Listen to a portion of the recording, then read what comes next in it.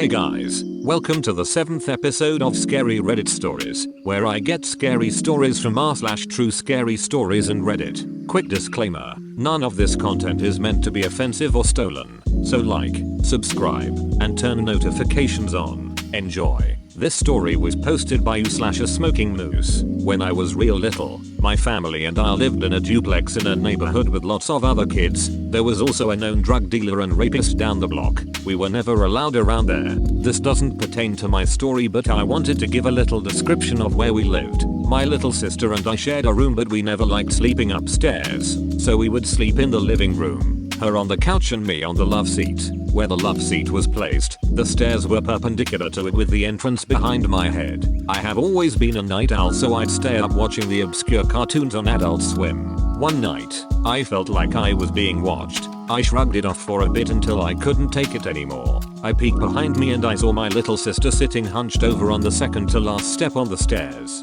I watched in curiosity because I didn't remember her getting up at all.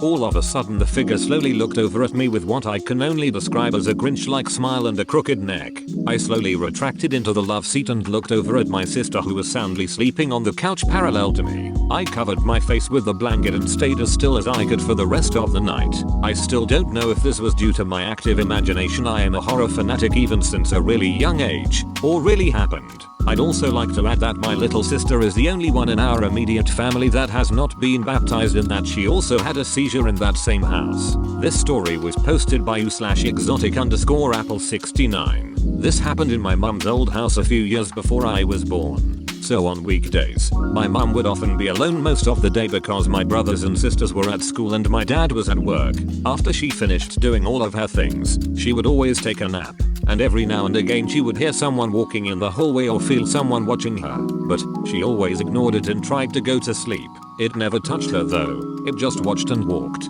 And you may be thinking it was just a random person in the house. But she never found any of the front or back door lock move or change. And the house didn't have a basement and the entry to the attic was in that room, so she should have heard someone jump down or hear something move. My mum moved out of that house years ago and it hasn't happened to her since. This story was posted by u/Draco_Hermoine1. A couple of years ago my friends and I discovered the Ouija board. We didn't want to purchase one, so we made one out of paper. We started to play it and we didn't think anything of it because nothing was happening to us. Little did we know that we would experience weird things later on in life. About a week later I started to hear noise and whispers, and it continued. Another week passed and I kept hearing these noises, so I texted my friends and told me that I kept hearing these noises and hearing whispers. They told me that they have been hearing things similar to the things that I have been experiencing. We decided to play it again and we started to ask the Ouija board question like, do you have a connection to one of us? Or we would ask a question like, are you a bad or good spirit? It answered and said that it did have a connection to my friend. It also said that it was a bad spirit. We continued to ask the Ouija board questions. Nothing was happening, so we asked the spirit how it died and how old they were when they died. The Ouija board also started to spell its name out. It started to spell Zotto. We immediately said goodbye. About 3 years later I and a different group of friends played it at school during our lunch period. The people that I was playing with at school were named Jordan, Abby, and Claire. Jordan is a Broadway actor, so he messed with us a lot, but we asked the spirit to give us a sign that he was hearing and the spirit made itself known. He possessed my friend Jordan. We thought that Jordan was messing around because he is an actor. So we were like, whatever, he is messing with us. He wasn't messing with us. Jordan's eyes started to roll back into his head and he started to act weird and the room went cold. He started to do things that we knew Jordan wouldn't do. He kept acting weird for the rest of the lunch period. After that happened I never touched a Ouija board again.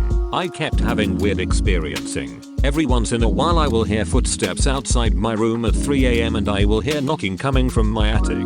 Once in a while, I will see this black man standing in my mirror, but it's only half his body that I see. I still see this man to this day and I hear the footsteps. The last time I played the Ouija board was 5 years ago. This story was posted by u/look-the-force. I really never thought I would even tell this story, but it is one of those stories that still makes me think to this day, even though it didn't happen to me exactly. This story happened to my brother actually. For context, this story was told to me by my little brother a few years after this event took place. Actually, he has only told me this story. Also, my brother is very intelligent, but with it he is also pretty dumb. My brother was hanging out with his friend having a sleepover. Now sometime my brother and his friend would go out into the woods to explore. A few hours ago it had been raining. This is important. So while my brother and his friend were exploring the woods, they ended up coming across footsteps in the mud that appeared to come from a man due to the size of the footsteps. They decided to check it out and continue following the trail. A few minutes had passed and they were still following the footsteps.